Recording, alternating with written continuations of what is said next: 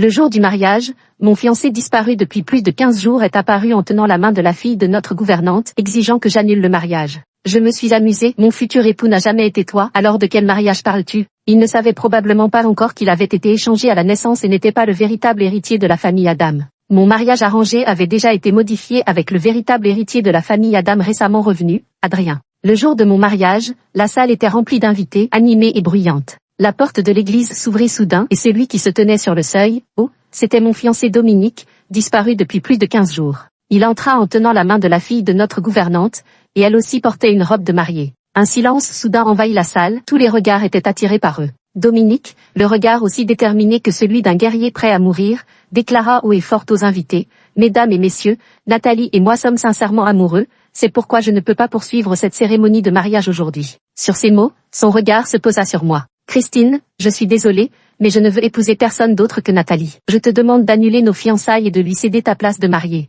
Nathalie, quant à elle, arborait une expression pitoyable, comme si elle luttait contre des forces maléfiques. « Mademoiselle Christine, ne blâmez pas Dominique, c'est à moi que vous devez en vouloir. » Dominique déclara gravement, « Il n'y a ni tort ni faute, l'amour véritable est innocent. » Je l'interrompis avec une certaine ironie. « La comédie est terminée? Mon véritable fiancé n'a jamais été vous, alors de quelle annulation de mariage parlez-vous? » Dominique resta interdit pendant une demi-seconde. « Qu'est-ce que tu veux dire par là? » Adrien s'avança à grandes enjambées et se posta devant moi en déclarant d'un ton glacial, « Ce que Christine veut dire, c'est que ceci est notre mariage. » Les personnes superflues sont priées de partir. « Et toi, qui es-tu » Je passai mon bras sous celui d'Adrien. « C'est mon futur époux, jeune maître Dominique. Alors garde tes prétentions pour toi. » Nathalie répondit d'une voix faible, « Quel jeune maître Dominique? Je me souviens qu'il n'y a qu'un seul Dominique. » Dominique regarda Adam et sa femme comme pour vérifier, « Papa, maman. » La mère lui déclara d'un ton léger, « Ah, j'ai oublié de te dire, tu n'es pas notre enfant biologique, il y a eu une erreur d'échange à la naissance. » Le père lit, le regard plein de mépris,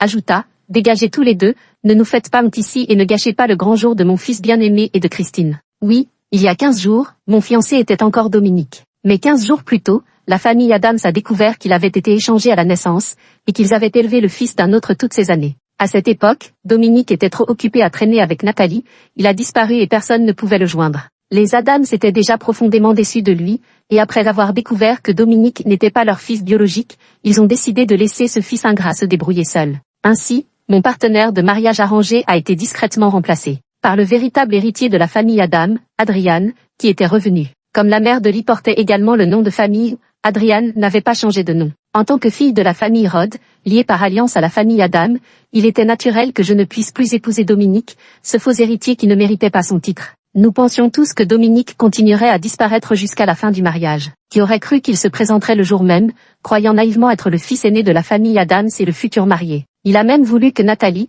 vêtue de sa robe de mariée, me remplace pour la cérémonie. Quelle folie! Dominique avait du mal à croire ce qu'il entendait. Je me retournai, hébété, pour regarder les affiches publicitaires autour de moi. Elles affichaient fièrement nos photos de mariage, Adrian et moi, un couple parfaitement assorti, où il n'avait absolument pas sa place. Quel phénomène ces deux-là! Ce n'est même pas leur mariage, ils viennent se donner en spectacle. Et cette femme en robe de mariée, elle se prend pour une princesse qui va épouser un prince? À mourir de rire. Des chuchotements incessants s'élevaient dans l'assistance. Nathalie serra les plis de sa robe de mariée, la tête baissée, son visage virant au rouge sombre. Adrien fit signe aux agents de sécurité, emmenez-les. C'était mon grand jour, ma cérémonie, et je ne permettrais pas à cet intrus de tout gâcher. Je poursuivis mon mariage avec faste et éclat. Sur l'estrade, j'échangeai les alliances avec Adrian.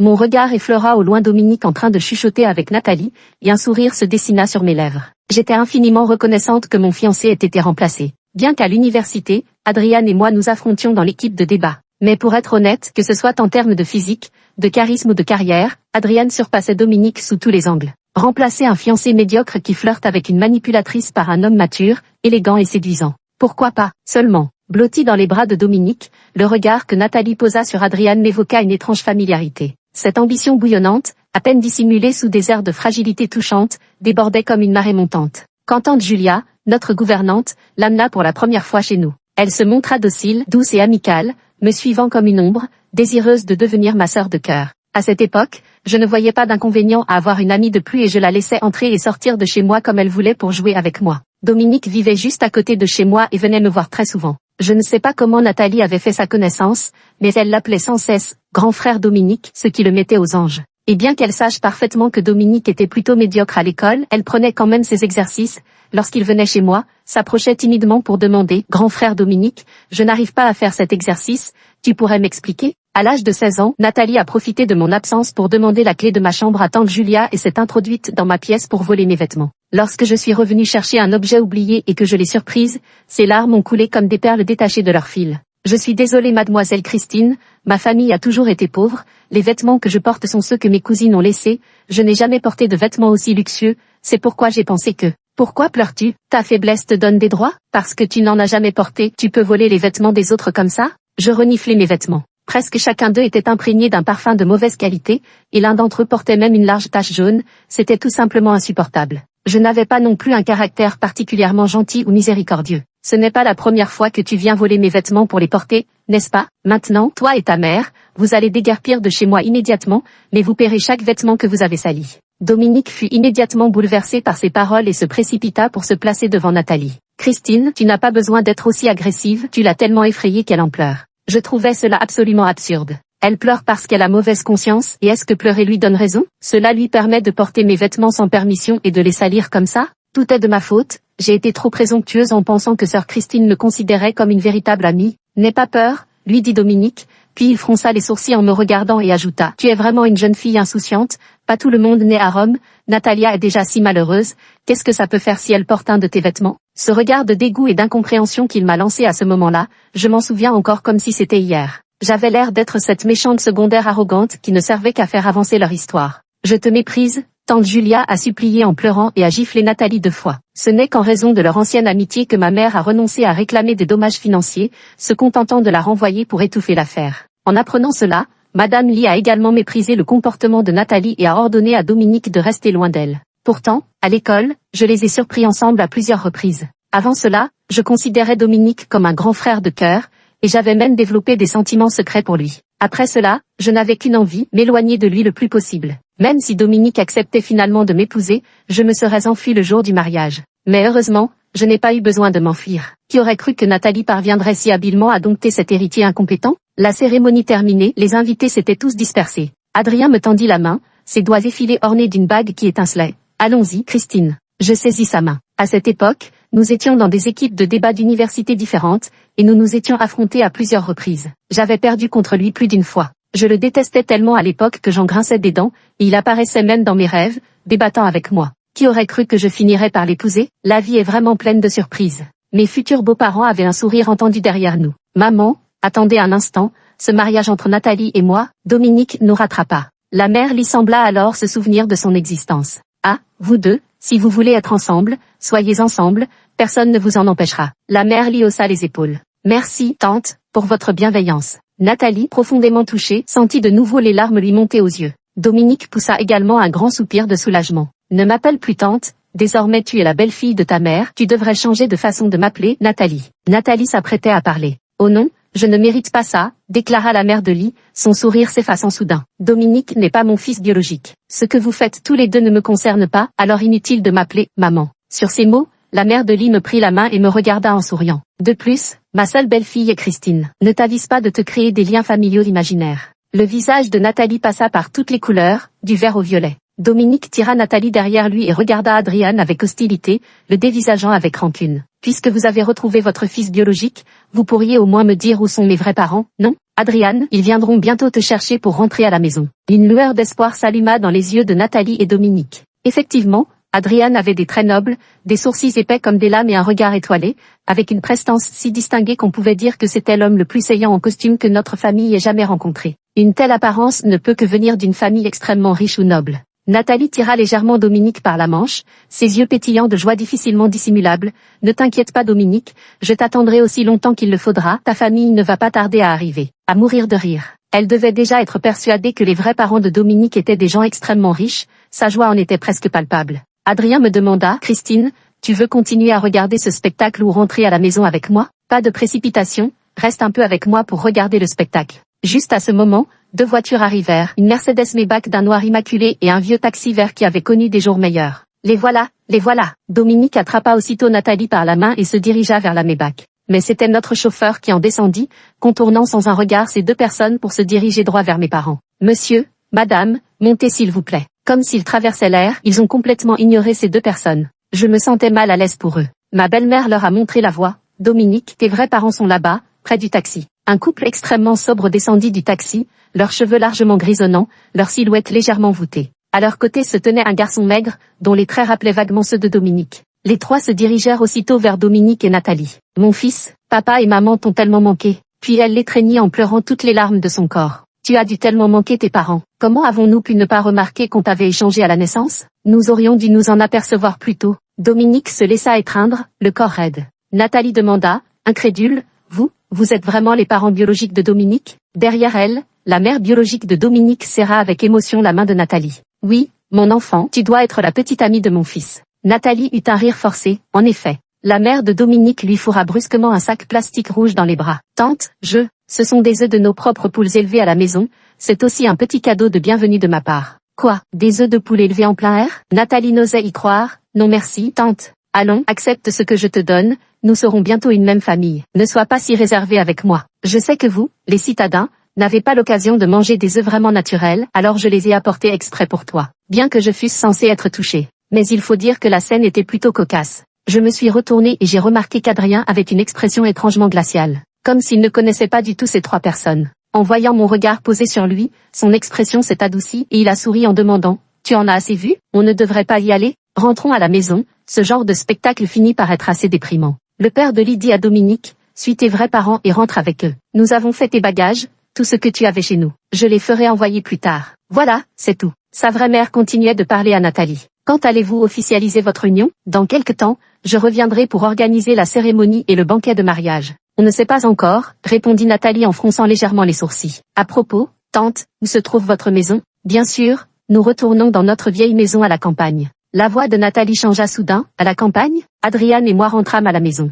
Comme je venais de profiter pleinement du spectacle, je ne cachais pas ma joie actuelle, fredonnant un air en entrant dans la pièce. La chambre de style français était décorée plus festive que d'habitude. La porte derrière moi claqua violemment. Adrien enlevait sa veste de costume, son dos large souligné par sa chemise blanche. Tu es fatigué? Tout va bien, je suis très excité. Il éclata soudain d'un léger rire et desserra sa cravate d'un geste. Vraiment? Moi aussi, je suis très excité. Il avait un air étrangement envoûtant, et je dus avaler ma salive. Pourquoi ai-je l'impression que nous ne sommes pas excités par la même chose? C'était ma première expérience de mariage, alors je réfléchissais frénétiquement à ce que je devais faire, hésitant à lui parler de nos années à l'université. Soudain, une étreinte se resserra autour de ma taille, l'homme m'enlaçait par derrière. Christine, aujourd'hui tu as passé trop de temps avec des gens et des choses insignifiantes. Ne serait-il pas temps de t'occuper de moi? Une haleine effleure ma peau, délibérément ou non, faisant accélérer les battements de mon cœur. Je me tourne vers lui, sur le point de parler, quand ses lèvres scellent les miennes. Le baiser s'intensifie peu à peu, jusqu'à ce qu'il murmure après un long moment. On va prendre une douche? D'accord. Je feins le calme en allant chercher mon pyjama dans la penderie, mais en entrant dans la salle de bain, je découvre Adrien déjà là. C'est un peu trop. Tu peux y aller d'abord. Je n'avais même pas eu le temps de me retourner que l'homme m'attrapa par le poignet et me tira vers lui, tandis que le bruit de la porte de la salle de bain qui se refermait résonnait, et ses lèvres se posèrent à nouveau sur les miennes. Il baissa les yeux pour plonger son regard dans le mien. Christine, nous sommes mariés. Je me souvenais encore de lui à l'université, debout dans l'équipe de débat opposée à la mienne, parlant avec éloquence, ses arguments tranchants et percutants, le tout enveloppé dans cette apparence froide et ascétique. Était-ce une façade ou avait-il vraiment changé? La nuit interminable me répondit. Le lendemain, alors qu'Adrien, bien habillé, partait travailler, je dormais encore, n'ayant trouvé l'oreiller qu'au milieu de la nuit précédente, maintenant trop épuisé pour ouvrir les yeux. Ma femme, je vais au travail. Je répondis par un vague « MMM », sentant vaguement qu'il m'embrassa sur le front. Je me suis réveillée en plein milieu de la journée, et chose incroyable, j'ai vu à la télévision un reportage en direct sur la reconnaissance en paternité de Dominique. Dominique avait l'air complètement abattu tout du long. Pourtant, le journaliste à côté commentait, on peut voir à l'expression de Monsieur Dominique qu'il est profondément ému par cette reconnaissance de ses origines.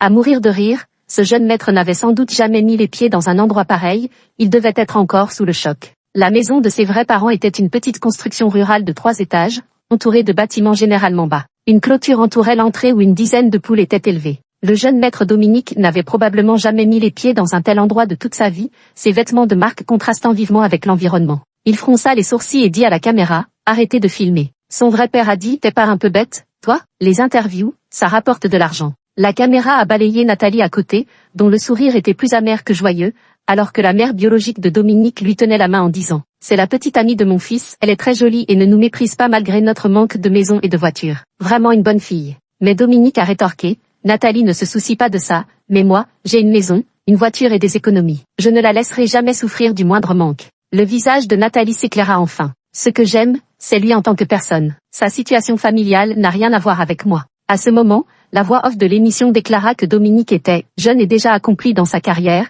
et que Nathalie était une fille si peu matérialiste, chose rare de nos jours. Ces paroles nous firent rire, ma belle-mère et moi. La voiture, la maison et les cartes de crédit que Dominique utilisait appartenaient tous à la famille d'Adam. Il se prenait encore pour le jeune maître, mais mes beaux-parents ont repris la maison, la voiture, les cartes bancaires ainsi que la filiale qu'ils avaient confiée à Dominique. Il ne leur restait plus qu'à récupérer la Lamborghini qu'il était en train de conduire. Ma belle-mère a souri avec un soulagement évident. Heureusement qu'il n'est pas mon vrai fils, sinon je l'aurais mis à la porte sans hésiter. Après tant d'années et tout l'argent investi en lui, le voilà qui nous déçoit à ce point. Après mon mariage avec Adriane, la famille Adams nous a offert, à Adriane et moi, une grande villa en plein centre-ville, un havre de paix dans l'agitation, avec un emplacement exceptionnel. Lorsqu'Adriane et moi nous y sommes rendus, nous avons découvert 2 personnes debout devant la villa. N'était-ce pas le grand séducteur Dominique et sa petite amie? Je suis descendue de la voiture et me suis approchée avec Adriane. Que faites-vous tous les deux chez moi? Nathalie se cachait timidement derrière Dominique, l'air fragile comme si je l'avais intimidée. On voyait clairement que l'instinct protecteur de Dominique venait de se décupler. Quelle maison à toi? C'est la villa que ma mère m'a offerte auparavant, c'est plutôt à moi de vous demander ce que vous faites ici. À ce moment, le majordome de la villa nous aperçut, Adrien et moi,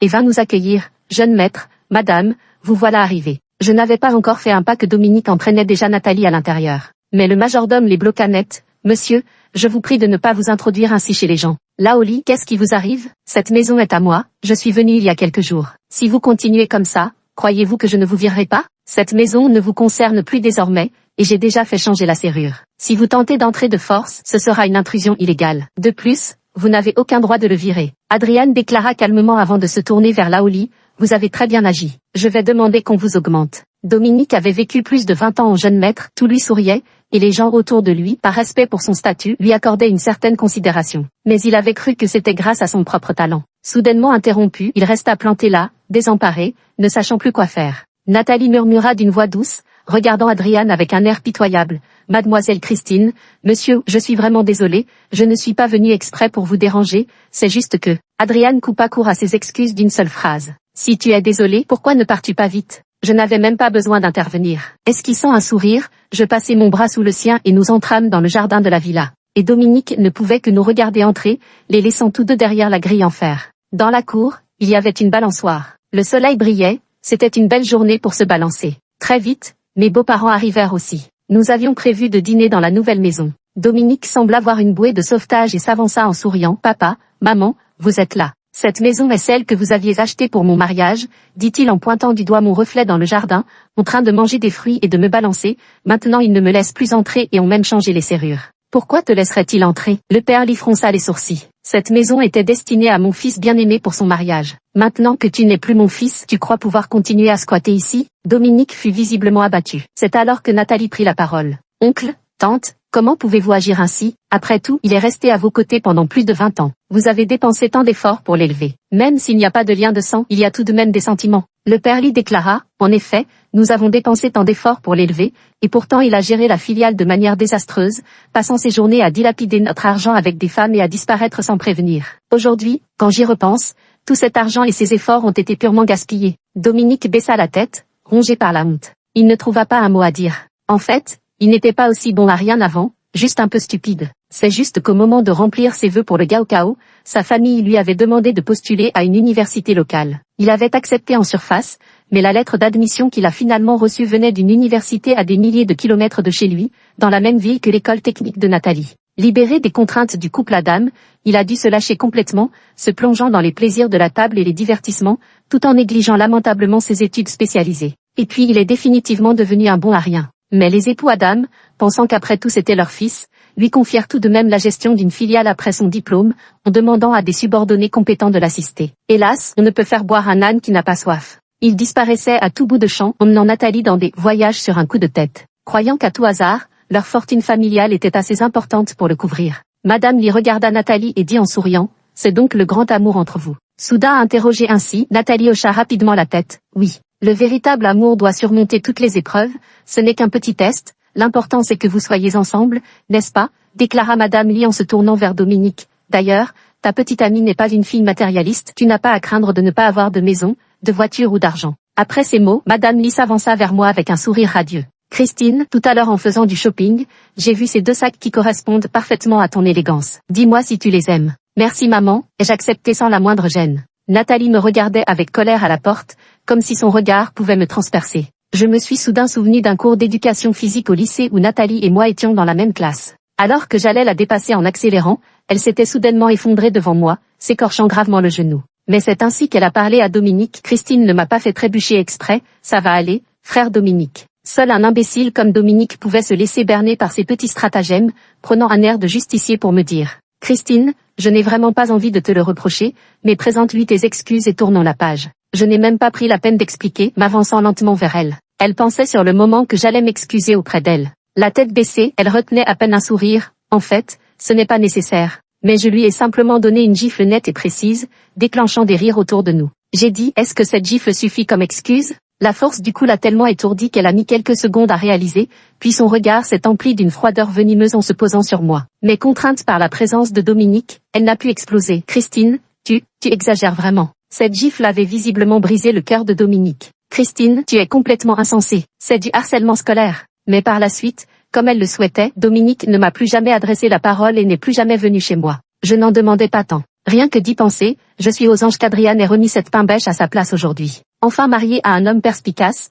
qui ne se laisse pas berner par de si piètres manigances. Alors après le dîner, une fois mes beaux-parents partis, j'ai enlacé Adriane par la taille de mon propre chef. Il haussa légèrement un sourcil. Qu'est-ce qu'il y a? Pour te récompenser. Je profitais qu'il baisse les yeux vers moi pour poser mes lèvres sur les siennes. Son regard se figea une seconde, puis sans hésiter, il m'attrapa par la nuque et ferma les yeux pour approfondir le baiser. Vers 11 heures, le téléphone posé sur ma table de chevet se mit soudain à sonner. Je plissai les yeux pour regarder. C'était un numéro inconnu et l'appel s'était coupé avant même que je ne puisse répondre. Adrian était assis à côté de moi, ses lunettes à monture argentée sur le nez, plongé dans sa lecture. Son profil était d'une noblesse frappante, ses cils longs et sombres comme des plumes de corbeau. Force est de constater que cet homme débordait d'une énergie presque excessive. C'est qui au téléphone? Je ne sais pas, je ne connais pas. MMH, après un moment, sentant mon regard insistant, il tourna les yeux vers moi et dit « Pourquoi tu me regardes comme ça? Tu as une sacrée énergie. Tu as déjà retrouvé ton énergie ?» dit-il avec un sourire en coin. Je perçus une pointe de moquerie. « Si ce n'était parce que tu es fatigué. » Je couvris sa bouche espiègle de ma main, qu'il prit pour y déposer un léger baiser sur le dos. « Tu n'as jamais fait de quartier lors de nos débats auparavant. As-tu seulement envisagé que je pourrais être ta future épouse ?» Il me regarda, une lueur indéchiffrable dans le fond de ses yeux. « Si je perdais face à toi, penses-tu que je t'aurais laissé une impression aussi marquante ?» Bien sûr que si, à l'époque j'avais même spécialement. Elle s'était même renseignée sur lui. Ses beaux yeux se plissèrent, puis il lança d'un ton moqueur. « Tu t'es renseigné sur moi ?» Je répondis de manière évasive. « Oui, petit génie. On était à la même université, il m'était impossible de ne pas entendre parler de toi, la célébrité du campus. » Il avait cette aura distante et arrogante, toujours en train de courir après l'argent ou de travailler dur, tout en caracolant en tête de classe avec des résultats qui donnaient envie de pleurer aux autres. Il avait même créé un logiciel et monté une entreprise avec des camarades. « Alors pourquoi tu t'es donné à fond à l'époque ?» Il resta silencieux un moment avant de me demander « Tu veux savoir ?» Oui, il hésita, comme s'il se demandait s'il devait parler ou non. Je m'assis et l'enlaçai, me blottissant contre sa poitrine. « Quoi? Tu ne peux pas en parler à ta femme ?»« Adrien, si j'en parle, ça ressemblera à de la pitié. » Toutes ces années, les parents adoptifs d'Adrien ne se sont pratiquement jamais occupés de lui. Au collège, il fut envoyé vivre chez des parents éloignés, aidant dans leur petit restaurant en échange de repas et de frais de scolarité. Pour le lycée et l'université, il dut subvenir seul à ses besoins, tandis que ses parents adoptifs trouvaient sans cesse des prétextes pour lui réclamer de l'argent. Il avait cru que c'était par pauvreté ou par incapacité à exprimer leur affection, qu'il l'avait si totalement négligé. Jusqu'à la naissance de leur deuxième fils. Il a vu la manière dont ses parents adoptifs chérissaient leur enfant. Il a alors compris que ne pas être aimé, c'était simplement ne pas être aimé, sans aucune prétendue raison valable. Après avoir réalisé cela, il rentrait rarement à la maison, car personne ne l'y accueillait. Bien que ses parents adoptifs ne se soient pas privés de lui demander de l'argent, 90% du coût du terrain et de la maison dans leur ville natale avait été payé par Adrian. Pas étonnant qu'à l'époque il se soit donné corps et âme au travail. J'étais furieuse en entendant cela. Tes parents adoptifs sont vraiment des monstres. Je me demande s'ils ne savaient pas depuis le début que tu n'étais pas leur vrai fils, sinon comment pourraient-ils être aussi inhumains? Personne ne t'a jamais montré la moindre compassion.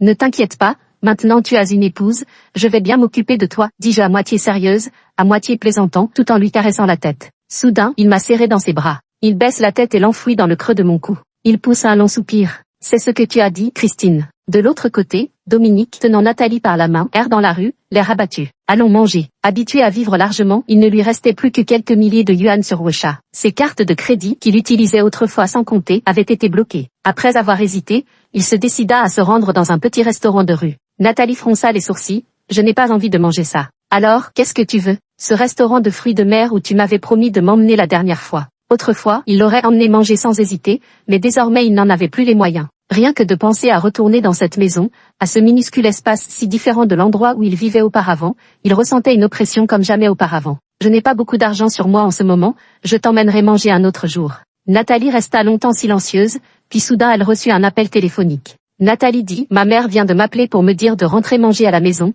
donc je ne dînerai pas avec toi. Tu veux que je te raccompagne? Ta voiture a été reprise, avec quoi est-ce que tu vas me raccompagner? Je peux appeler un taxi. Il ne savait pas si c'était son imagination, mais le ton de Nathalie semblait un peu brusque, ce qui le rendait inexplicablement paniqué. Il serra Nathalie dans ses bras. Nathalie, tu es la seule qui me reste maintenant, tu ne me quitteras pas, n'est-ce pas? Dans quelques jours, une fois que ma résidence sera transférée, nous nous marierons, d'accord? Nathalie mit du temps à lui rendre son étreinte. Après un long moment, elle dit enfin, Dominique, je voulais te demander, es-tu vraiment en mesure de te marier dans ta situation actuelle? Dominique poursuivit, j'ai 25 ans, je suis en âge de me marier. Je ne parle pas d'âge, je te demande si tu as un appartement et une voiture actuellement. Est-ce que tu as au moins de quoi payer la cérémonie de mariage? Nathalie, je croyais que tu n'étais pas ce genre de fille matérialiste, dit Dominique en ressentant une étrangeté inexplicable chez Nathalie. Il se souvenait que quelques jours auparavant, elle le harcelait pour savoir quand il l'épouserait. Désolé Dominique, je pense simplement qu'avec ta situation actuelle déjà difficile, me marier avec toi ne ferait qu'ajouter à ton fardeau.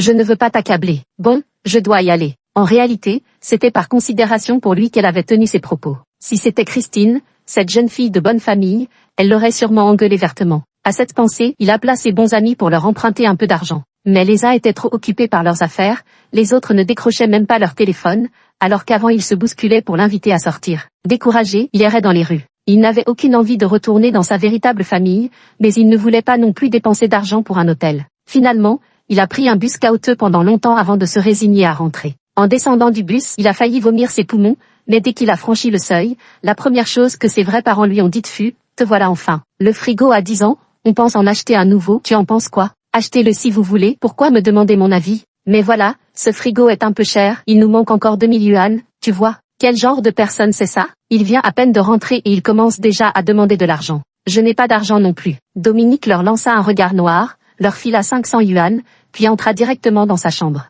Le lit n'était pas du tout moelleux. Il avait beau se tourner et se retourner, impossible de trouver le sommeil. La nuit entière lui parut interminable. Je suis resté chez moi dans un état de torpeur pendant plusieurs jours, passant mon temps à commander des plats à emporter et à scroller des vidéos courtes. En quelques jours à peine, le peu d'argent qui me restait est passé de 4 à 3 chiffres. J'ai ouvert Wecha. Pas un seul nouveau message. Nathalie n'était pas venue le voir. Il l'a appelé de son propre chef. Pourquoi tu ne me contactes plus ces derniers temps? Mais elle a répondu, Dominique, évitons de nous voir pendant un moment. Ma mère me l'a interdit. Pourquoi? Dominique se redressa comme s'il avait été frappé par la foudre. Ma mère dit, si tu veux m'épouser, sans même parler du banquet de mariage ou de la voiture, les 880 000 yuan de dot que tu devrais offrir à ma famille, tu ne peux même pas les rassembler pour l'instant. Ma mère m'interdit maintenant de sortir pour te voir et exige que je rompe avec toi. La dernière fois qu'il était allé chez Nathalie, tante Julia l'avait pris par la main en disant que sa fille avait la chance inouïe de trouver un petit ami comme lui, et lui avait témoigné une chaleur incroyable. Je trouverai un moyen de rassembler l'argent de la dot, coûte que coûte.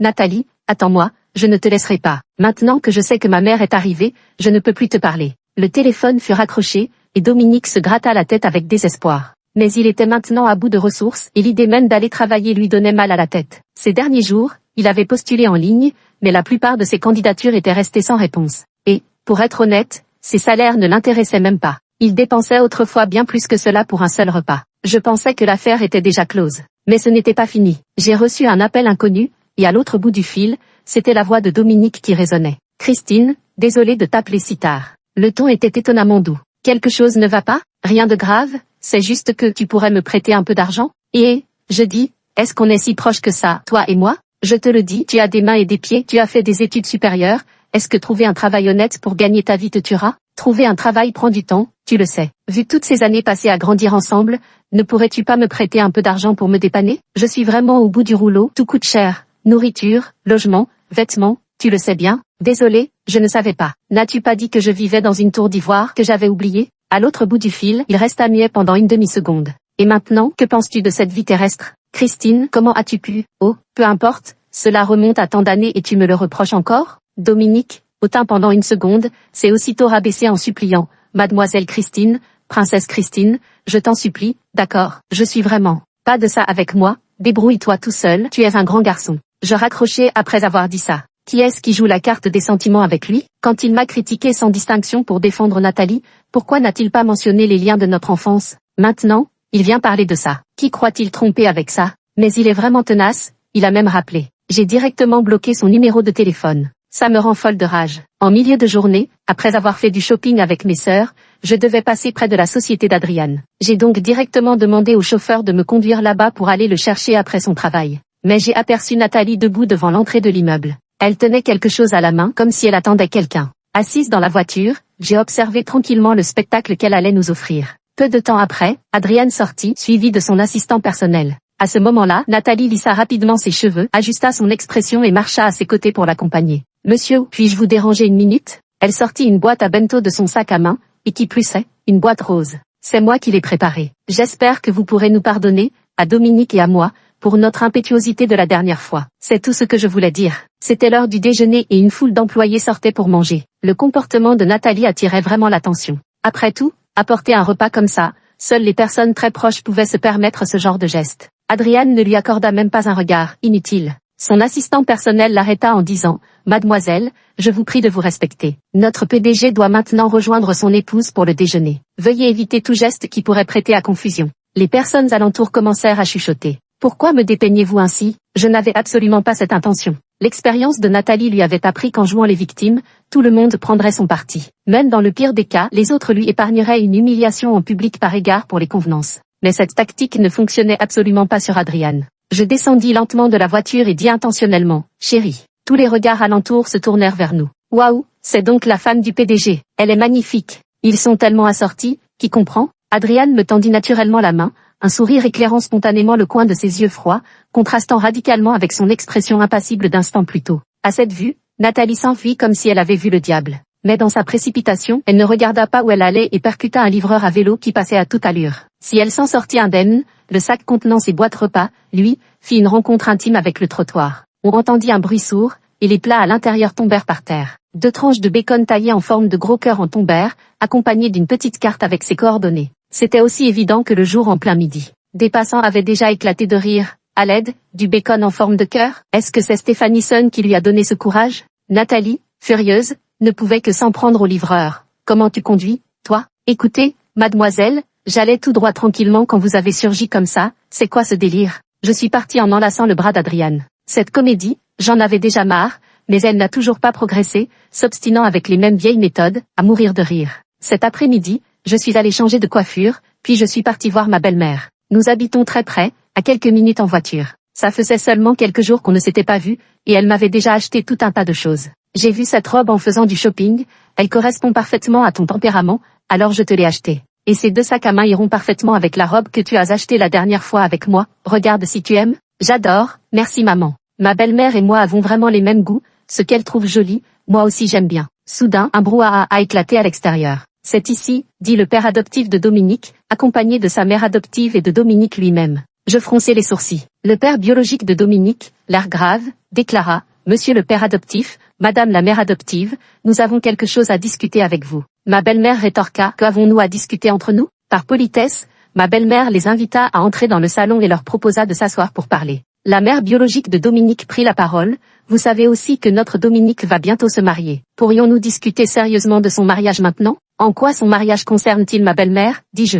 Ma belle-mère me tapota cependant le dos de la main, me lança un regard bienveillant, puis leur dit « Continuez, je vous en prie. Mais vous connaissez aussi notre situation familiale. Nous n'avons qu'une maison autoconstruite, nous ne pouvons pas fournir la dot, et pour des raisons économiques, nous ne pouvons pas préparer de logement ni de voiture. Nous espérons donc que vous pourrez fournir cet argent. Après tout, Dominique vous a appelé, papa et maman, pendant plus de 20 ans, et votre famille est riche et puissante. Cette somme devrait être une bagatelle pour vous. » Elle avait l'air de trouver cela tout à fait normal. Ma belle-mère a continué à demander, « Et quoi d'autre? » Ensuite, inutile de vous déranger avec les détails. Si vous pouviez fournir 4 ou 5 millions, ou plus si possible, nous nous occuperions du reste. Je ne savais vraiment pas qu'il pouvait exister des personnes aussi éhontées dans ce monde. Dominique garda la tête baissée tout du long, approuvant manifestement l'attitude de ses parents. Mon beau-père, habitué aux arcanes du monde des affaires, eut immédiatement un ricanement glacial. C'est votre fils qui se marie, pourquoi devrions-nous payer? Et qui plus est avec une demande exorbitante de plusieurs millions, à quoi pensez-vous? D'après les journaux, votre groupe engrange des centaines de millions chaque année, cette somme ne devrait pas vous poser problème, non, rétorqua le père biologique de Dominique. D'autant que vous l'avez élevé toutes ces années, autant aller jusqu'au bout de votre bonté, où est le problème? Dominique, après un long silence, finit par dire, juste cette fois, et nous ne vous dérangerons plus jamais. Mon beau-père le regarda et déclara, vous savez aussi bien que nous que l'avoir élevé jusqu'à cet âge sans lui réclamer l'argent qu'il nous a coûté toutes ces années est déjà une grande clémence. Rentrez chez vous, il est hors de question que nous continuions à gaspiller notre argent. Nous avons aussi dépensé beaucoup d'argent pour former Adrien, et s'il est si brillant aujourd'hui, c'est grâce à tous les efforts que nous avons fournis. Quels efforts, exactement? Je n'ai pas pu m'empêcher de l'interrompre, je te demande simplement, quel effort avez-vous fait pour lui? Votre soi-disant effort, c'est de l'envoyer travailler comme un forçat, de le forcer à gagner ses propres frais de scolarité, non seulement vous ne lui avez jamais payé ses études mais en plus vous avez commencé à lui demander de l'argent. Alors je vous le demande, qu'avez-vous fait pour lui? De quel droit osez-vous dire de telles choses? La mère biologique de Dominique bafouilla, cette petite fille a vraiment une langue de vipère. Nous faisions ça pour son bien, pour le former, pour développer son indépendance. Je continuais en souriant, ah vraiment? Alors pourquoi vous n'avez pas envoyé votre propre fils se former? Pourquoi vous l'avez amené ici pour réclamer de l'argent? Après avoir passé plus de 20 ans à paresser, il serait peut-être temps qu'il commence à se former, non? Ils ne purent plus prononcer un seul mot. Ma belle-mère déclara, vous ne le savez pas encore, mais j'ai déjà porté plainte et l'affaire est en cours d'enquête. Ils se levèrent d'un bond, paniqués et balbutièrent, on voulait juste de l'argent, pourquoi avoir appelé la police? Si vous insistez pour rester et réclamer de l'argent, nous engagerons des poursuites pour extorsion. Quant à la plainte que j'ai déposée, vous savez très bien de quoi il s'agit. Nous ne savons pas, nous n'avons rien fait d'illégal. Elle secoua vigoureusement la tête, ce qui donnait plutôt l'impression qu'elle se sentait coupable. Nous ne voulons pas de votre argent, voilà tout. Dominique, en revanche, commençait à s'intéresser. Appeler la police? Pour quelle affaire? La mère biologique de Dominique devint livide. C'est vrai, nous sommes juste venus vous demander de l'argent. Puisque vous êtes sans cœur et refusez de donner, passons. Mais pourquoi nous accuser ainsi? À ce moment-là, la police est également arrivée. En ce qui concerne cette erreur d'échange, mes beaux-parents avaient déjà porté plainte et mené une enquête. Aujourd'hui, la police a justement confirmé que l'échange avait bien été intentionnellement orchestré par la mère biologique de Dominique. L'infirmière de l'hôpital en question était une parente de la mère de Dominique. L'infirmière, sur la demande de la mère de Dominique, avait échangé Adriane et Dominique. Ce comportement est non seulement immoral, mais aussi illégal. L'infirmière en question a été retrouvée par la police et a avoué son crime sans réserve. Dominique n'aurait jamais imaginé qu'en venant réclamer de l'argent, elle se jetterait elle-même dans la gueule du loup. La police les a emmenés, rendant ainsi à notre famille un peu de paix et de tranquillité. La simple pensée de tout ce qu'ils ont fait subir à Adriane ces dernières années me met en colère, alors quand Adriane revient pour dîner avec nous, je ne cesse de lui servir des plats dans son bol. Mes beaux-parents arborent un sourire attendri. Quant aux nouvelles de Nathalie, je n'en sais rien, après tout mon temps est si précieux qu'il est inutile de le gaspiller avec elle. Plus tard, j'ai vu leurs nouvelles dans les faits divers. Nathalie était la protagoniste. Alors qu'elle dînait aux chandelles avec un homme d'âge moyen dans un restaurant occidental, l'épouse légitime est arrivée et a renversé la table. La femme a traité Nathalie de maîtresse et lui a jeté du vin dessus. Cette scène dramatique a été filmée par des curieux qui dînaient dans le même restaurant. Cela a été publié en ligne et a fait grand bruit. Dominique, ayant appris l'affaire, s'est violemment disputé avec elle. Les deux se sont publiquement querellés dans la rue, s'exposant mutuellement leurs défauts, avant d'être filmés par des passants friands de commérage et publiés sur Internet. Les internautes omnipotents ont également déterré les vidéos précédentes de Dominique reconnaissant sa famille, les ont montées de manière magistrale et les ont classées dans la série des retournements de situation extrêmes. Dans la vidéo, une seconde plus tôt, Nathalie déclarait encore qu'elle était attirée par Dominique en tant que personne, et que sa famille n'avait aucune importance pour elle. La seconde d'après, elle pointait du doigt Dominique en le traitant de campagnard incapable de trouver un travail, ajoutant que si ce n'était pour son statut de fils de famille riche, elle n'aurait jamais daigné s'approcher de lui. Une seconde plus tôt, Dominique promettait à Nathalie un mariage fastueux, et la seconde suivante, il lui pointait le nez en hurlant « Peux-tu seulement compter tout l'argent que j'ai dépensé pour toi? Si t'as du cran, rembourse-moi jusqu'au dernier centime. » Les internautes ont résumé la situation en une phrase, disons simplement que l'un est stupide, l'autre méprisable, qu'ils restent ensemble pour s'entre-détruire. On ne peut que constater que Dominique a récolté ce qu'il a semé. Quant à Nathalie, si la justice ne l'a pas encore rattrapée, son heure viendra. Bien sûr, ces potins de fin de repas m'ont été transmis par des amis qui les avaient vus, car j'étais bien trop occupée à passer ma lune de miel avec Adrien. Leur histoire n'est qu'une anecdote amusante à écouter, l'important est de bien vivre notre présent.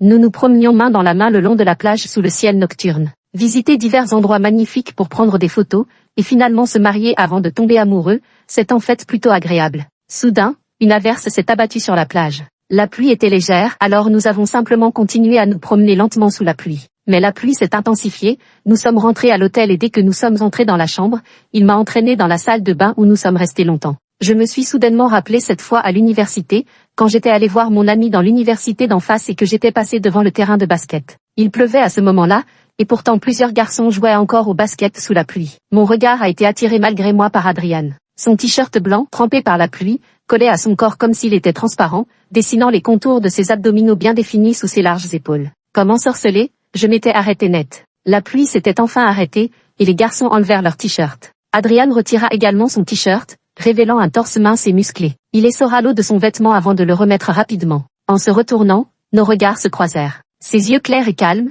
d'ordinaire si indifférents, eurent un instant d'hésitation en me voyant. Ses oreilles devinrent écarlates, et il détourna le regard avec une certaine gêne. Adrian, le premier de la classe, tu as un sacré physique. Je l'ai taquiné d'un ton moqueur. Mais il est parti sans même se retourner. J'ai repris mes esprits, me rappelant ses lointains souvenirs, et je me suis docilement approché de lui pour profiter de son service. Je lui avais déjà demandé de me souffler quelques fois, et maintenant il était de plus en plus habile. Après avoir éteint le sèche-cheveux, il me porta au centre du lit, se pencha et m'embrassa. Je passai mollement mes bras autour de son cou, sentant la chaleur qui émanait de lui. Dis-moi, est-ce que tu étais amoureux de moi à l'université? Tu rougissais en me voyant? Adrian esquissa un sourire. Quand est-ce que j'ai rougi? Je lui ai décrit la situation de l'époque, et il s'en est rapidement souvenu aussi. Mais il a ri, son regard tendre comme des vagues de clair de lune qui s'étendaient. Devrais-je te demander si tu m'as gardé en mémoire jusqu'à maintenant juste parce que j'ai enlevé mon haut? Est-ce que tu me convoitais déjà à l'époque? Absolument pas, son baiser s'est posé sur mon lobe d'oreille en un murmure. Tu dis que non? Je me suis résigné à capituler. D'accord,